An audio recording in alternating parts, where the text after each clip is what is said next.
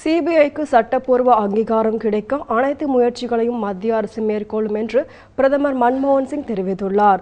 CBI சுதந்திரமாக செயல்பட அரசு துணை நிற்கும் என்றும் அவர் குறிப்பிட்டுள்ளார். டெல்லியில் சிபிஐயின் பொன்விழா ஆண்டு விழா நிகழ்ச்சிகளை தொடங்கி வைத்து பேசிய மன்மோகன் சிங், கவுஹாத்தி உயர்நீதிமன்ற தீர்ப்பு சிபிஐ குறித்து சில கேள்விகளை எழுப்பியதாக அவர் கூறினார். இந்த விவகாரத்தில் மத்திய அரசு மிக கவனத்துடன் விரைந்தும் செயல்பட்டு உரிய நடவடிக்கை எடுக்கும் என்றும் அவர் உறுதியளித்தார்.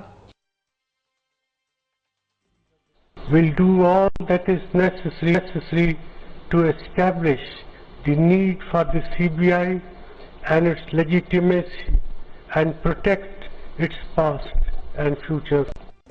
சமீப காலங்களில் பல்வேறு வழக்குகளில் சிபிஐ சிறப்பாக செயல்பட்டு வருவதாக கூறிய மன்மோகன் சிங், இதுபோன்ற நடவடிக்கைகள் அரசுக்கு உதவியாக இருப்பதுடன் நல்ல முடிவுகள் எடுப்பதற்கு உறுதுணையாக உள்ளதாகவும் அவர் தெரிவித்தார்.